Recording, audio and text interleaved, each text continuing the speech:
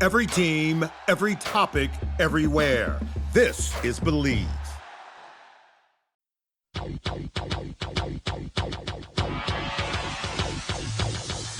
Welcome to the Odds Breakers, number one place for shared, sharp betting information. Welcome back to podcast 2 of 2026. I'm your host, Kiev O'Neill. You can follow me on Twitter at OBKiev. Follow us at the Odds Breakers. Follow us on social media / the Odds Breakers. This episode is being brought to you by FanDuel Sports, a proud partner with the NFL. If you'd like to support the Odds Breakers and benefit from our premium plays, please visit theoddsbreakers.com. Click shop and become a member. Pick any for winning cappers to get the premium plays before the line moves. You can also support us on patreon.com. If nothing else, please visit the Odds Breakers to become a free Picks and Telegram subscriber. What a awesome weekend of football. Man, I mean, if you even just start with the New Year's and New Year's Eve games in college football, fantastic. Now, obviously, when you're winning your bets, you feel a hell of a lot better about what's going on. I had a fantastic finish to 2025. We went 23-12 in bowl season. We actually have a few more plays. We're going to discuss the college football semifinals today. And the NFL won everything. We had a lot of bets. We went 11-3 in the podcast. So the only ones we lost is the free one we gave out on Cincinnati on Sunday and the Bears. But everything else hit. We were ahead of line moves. Our predictions were correct. We were on the Rams when it was like below the -10. That thing closed at like -14. We're on, as I told you last week, the Broncos at -11.5 because I knew that was going to 14. We had the Packers in a teaser, the Vikings in a teaser, and that ended up working out well. And holy cow, if you bet that one late, of course you're going to get screwed by a field goal. Come on. LaFleur is not going to go and get shut out. He cares about that record. But it ended up being such a great day in football, and obviously college football coming to an end. But lots of fun still happening because we have a massive Survivor contest. Already 290 entries in our Splash Sports NFL Playoff Survivor, up to 5 entries, $20 a piece. Hopefully we grow that this week. And if you can go to splashsports.com, check out the Odds Breakers, get in, see if you can win this massive pot. It also has revivals in case everybody goes out the final week. Or the week before the final week, let's say, it will revive, right? So that's huge. And I would say with the amount of variance in these playoffs this year, with how things are just so up in the air, I think we have a very good chance of somebody getting a big pot here, because, hell, it could be the Texans out there in the Super Bowl. Seriously. It could be the Packers, I mean, it could be the Bears. It's just so up in the air, I think, this year. I really feel that 2025, 2026 playoffs are crazy when it comes to the NFL. So make sure you get in at Splash Sports or check out the oddsbreakers.com for the article that we have for the contest. Big shout out to the playoff winners, Miami. That was the only loss we really had, was their team total under.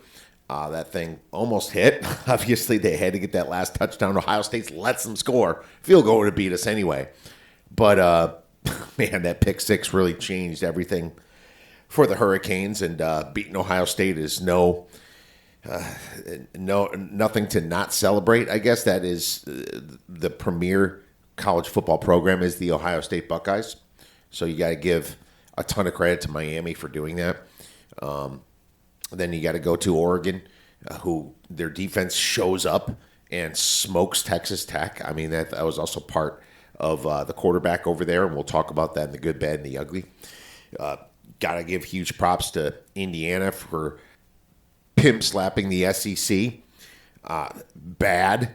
I mean, so bad. And, you got to give a bunch of credit to Ole Miss for beating Georgia, because now we have an awesome college football playoffs with coaches that have never won it before and teams that haven't won it in years, 25 years plus, or never won it before. Man, that is cool. I'm so happy that we got those big names out of there, just because it makes the playoffs that much more special. And is the ratings going to be down because it's not Alabama or Georgia versus Ohio State? I don't care. I really don't care. I wanted to see fresh blood win this thing. I'm so excited for Kirk Cignetti and the Indiana Hoosiers. I'm excited for Danny Lanning and the Ducks too, because the Ducks have made it to the championship game but just can't win it. Maybe this is their year. You got Ole Miss. Their coach leaves them and they're in the semifinals. How awesome is that? And then, of course, you have the Miami Hurricanes, who no one believed, that barely limped into the playoffs and took care of business not once, twice against an almost undefeated SEC team. They lost at the very end to Texas and the Aggies and the Ohio State Buckeyes, who just lost in the conference championship game, went undefeated regular season. So can't wait for college football playoffs. Obviously, NFL, the seeding kind of just fell kind of weird. The Bears are a 2 seed, and guess what? They play the Packers. It's funny. It's like it's a big rivalry, and it's a rivalry to end the Saturday night off. But at the same time, the Bears couldn't control who the 7th seed was, because they even lost the game to the Lions. They didn't play that well. I'm not sure how motivated they really looked to me. And the Eagles lost. The Eagles didn't play anybody. It's like pick your poison. I wonder how that affects this next week. Now, in the past, we saw teams that rest their players do well. We've also seen them not do so well. So I can't wait to hear some stats on that. I will have a podcast later about the NFL playoffs, and that's going to come out on Wednesday, but I have to record it on Monday today because I'm going to be in Puerto Vallarta. I fly out Tuesday morning, and I'll be watching all the games from the beach and celebrating my birthday. But we'll have all that information for you coming out as well, and might even sneak out a college basketball podcast, because college basketball crushing it, 2-0 yesterday. The podcast plays went 1-1, as North Carolina didn't go under, but you remember the bigger play was on Iowa under, so that worked out for how you bet it, and that's why you put stars on your bet. So might be able to sneak some time in, being that I wake up so early. My wife's usually sleeping in, so might be able to sneak out a quick podcast on Friday for college basketball. I'd just be going solo, and obviously every morning, always looking at these lines. The good, the bad, and the ugly from the weekend. Be good. Miami Hurricanes in the trenches. Their offensive line and defensive line, that's how they won it. How about that pick six they got? Oh, my God. He read that play.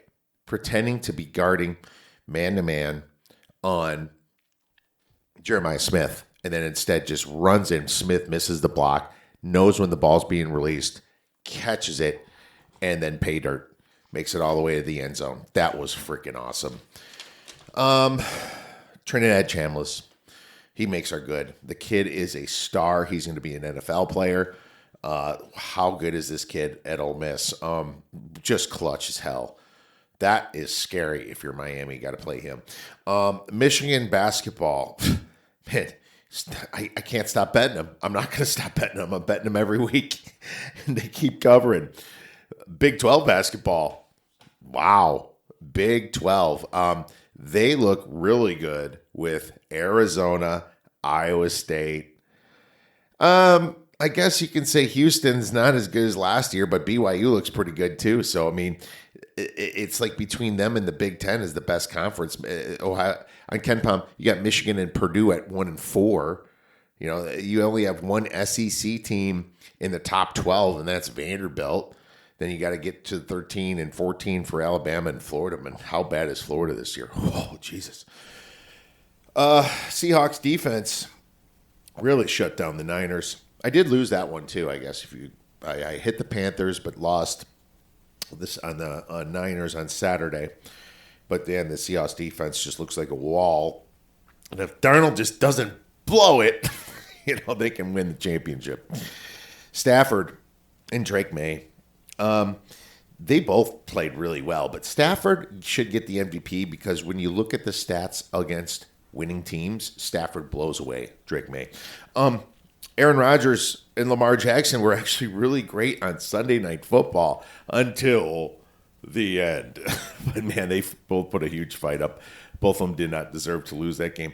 And finally, the best good, well, for the NFL, Raheem Morris being fired. Oh, my God, it was Falcons just tough to bet on. Great as a dog, bad as a favorite. They didn't cover again as a favorite. They won.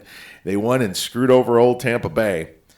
But, man, did Raheem Morris deserve this fire? I think he looks like a nice guy, a fired up guy. He just doesn't have that much football knowledge. He not to me. It doesn't do the clock really well. He's terrible at clock management. I don't know. I think he's a good coordinator, probably. Bad. Kirby Smart in the second half. Jesus. Kirby Smart in the second half. He was terrible in the second half. Absolutely terrible. Kind of got away from the run. Now, Ole Miss was playing it better later, but I don't get it, man. Also, him and Ryan Day's clock management. Their clock management was absolutely terrible. Even the best coaches screw up. Packers field goal instead of going for the cover. I guess it did cover. I guess it touched 13.5. But if you bet minus 13.5, oh my God. I mean, if you got it at like minus 10.5, that's when the cover would have came in. But it's so funny that LaFleur went for the field goal. I guess maybe he did know the closing line. Bengals 2-point conversions. Missed both of them, and then allowed the frickin' Browns to win that game outright. Myles Garrett. Look, it's great that you got the record, but you barely got it, and you had 17 games, while the rest of the folks had 16. Don't get me wrong. It's Michael Strahan. Favre took a dive on that. I don't think Joe Burrow did it all because he would have been smashed by the other defensive tackle. So he went down knowing he was about to get smashed, and Garrett touched him first. That was a legit sack. But Jesus, man, the hype about this. Yeah, you had a great year. Congratulations. That record's going to be beat within 5 years. The Bears losing to the Lions, that was just left kind of a bad taste in my mouth. You're picking pretty much against the Packers. I agree with the line. As of right now, we'll get into some NFL. How about them boys? That's bad. Getting your ass kicked by the Giants. Dem boys couldn't finish at 50%. Dem boys is just kind of like the Raiders franchise. Oh, my God. Finally, Chris Boswell's missed extra point, which gave the Ravens a chance to win that game, was bad at home. Now for the ugly. Baron Morton of Texas Tech. That was some of the worst quarterback play I've seen in playoffs. He choked. You got to move on from Baron Morton if you're Texas Tech. That was just that was inconceivable bad. Four turnovers like that. Driving all the way down the field. How about Alabama? That was so ugly that it just makes the committee looks that much worse. And maybe that's a good thing because we hate the committee, but they did not belong in the playoffs at all. The whole SEC, 2-7 when not playing each other, or 4-9 if you count the times they played each other, but 2-7, and one of those wins was against Tulane and against a Michigan team that was decimated with a coach that texts his hookups during games. Oh, idiot. This is definitely not the conference to be. Brad Allen fixing the Panthers-Bucks game, and if you don't think that's fixing a game, then you know nothing about football. Eagles not trying was ugly. You could have had the 2 seed. Now you get to play the Niners. What's funny is I think that the Eagles match up better against the Packers, and I think that the Eagles match up bad against the Niners. That's kind of the way I feel. It's like I think if you're the Eagles, you'd rather play the Packers. And if you're the Bears, probably against the Niners. But I don't know. Maybe the Packers are decimated too. The Bengals losing from Cleveland's D. 2 defensive touchdowns. I mean, I like the Bengals at 7.5. One of my few losses. I'm pissed about that. Blew a teaser on it. The Falcons win to hurt the Bucks. I mean, it was just ugly how that had to happen. You know, it's just so weird. You would have won the head-to-head tie with Tampa, but if some asshole comes in and makes it a 3-way tie, you don't make it. It's just so weird. And then obviously, there's this dude that says, wow, if the Falcons only beat the Jets this year, they win the division. Yeah. Well, if OJ doesn't kill Nicole and Ron, he lives a great life. I mean, yeah, you lost to the Jets. You can say ifs and buts, dude. What a stupid comment that was I saw on social media. And then finally, the Ravens kicker, Tyler Loop. Oh, unreal. Justin Tucker, the Ravens ex-kicker, probably somewhere out there smiling, dude. But you had the chance to win the game. It's a 44-yard field goal. Some people say you should have tried to went for a touchdown. I would have. Leaving it up to a field goal kicker with pressure is always scary. And 44 is not the most gimmies of all gimmies. I would have maybe made it a little bit closer. But also, there was leverage as the guy pushed off on the center that wasn't called, like we saw in the Colts versus Broncos game. Which is it, NFL? Is pushing down on a center leverage or not? I guess it just depends on how you feel that day, isn't it? Now that gold has disappeared, but if he'd listened, we could have avoided this altogether. All right, now it's time for little college football playoffs, and we're going to talk a little bit about the semifinals coming up this week that I'll be watching from the beach, and I cannot wait till these games get started. It's going to be so fun. College football semifinals, January 8th and 9th. You have the Fiesta Bowl, Miami versus Ole Miss. Ole Miss plus 3.5, total 51.5. Everyone's motivated, no home field advantage. A few injuries on Miami. Nothing, none of these injuries are that big. So I'm not going to really mention them. Net yards per play, Miami plus 0.14.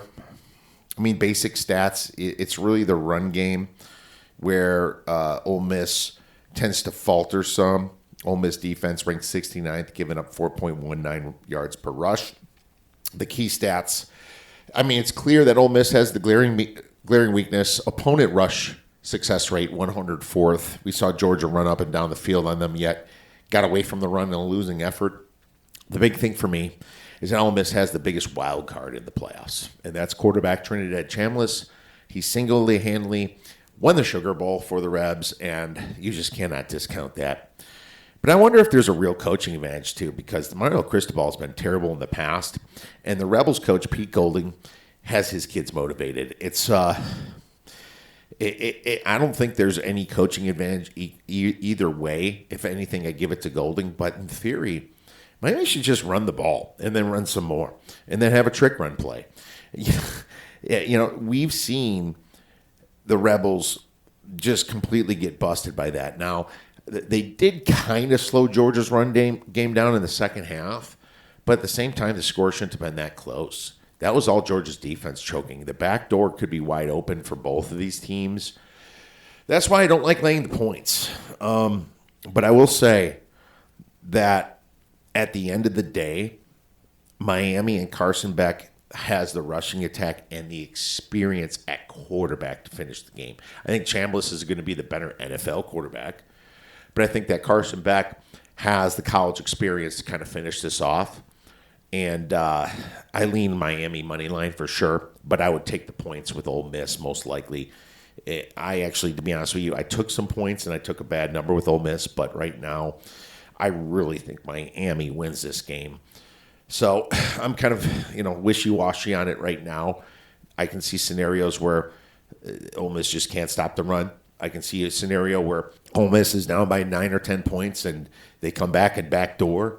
It's probably a pretty solid number, to be honest with you. And, if I could do it over, maybe I don't make that bet. But I'll lean right now for this podcast, Ole Miss plus 3.5.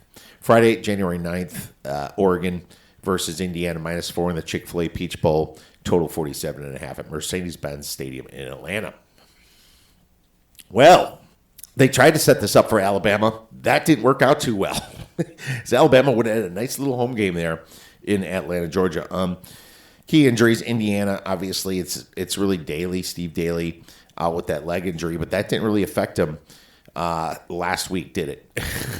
I guess their kicker Frankie's a little bit questionable. Hopefully they don't need to kick this game. You never know. Oregon has a few guys that are banged up too. Wilson, their offensive guard, Stewart, their wide receiver. But, they mostly got some guys back. Really nothing too much on the injury part, thank God, for this game either. Net yards per play, Oregon plus 0.15. This is just, here's the scoop.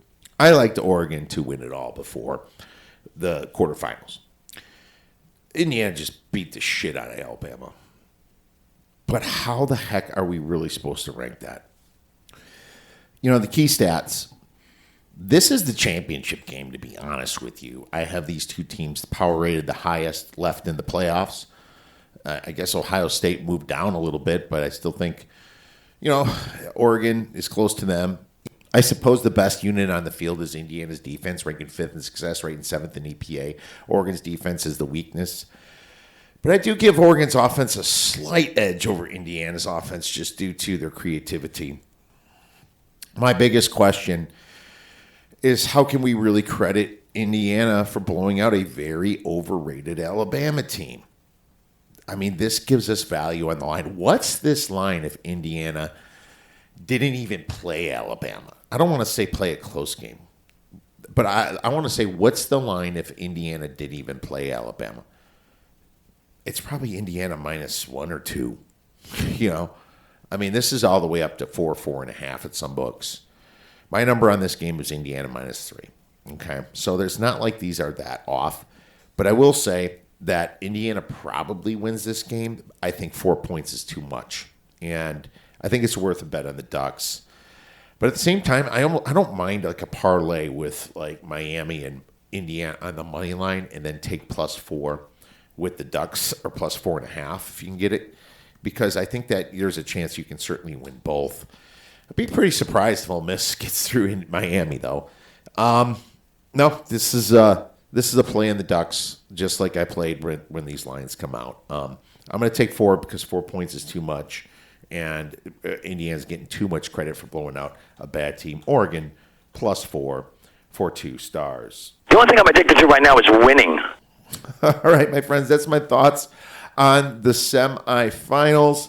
I had some premium plays out there. Gave you a few hints, but I think the only play that we can make right now is just on the Oregon side, whether it hits or not. I will be rooting for Indiana just because I like the small guy in these situations. We'll be back with some NFL. Make sure you get into the Splash Sports Survivor contest. If you haven't already, please rate, review, and subscribe. Enjoy the rest of your week and go get some winners.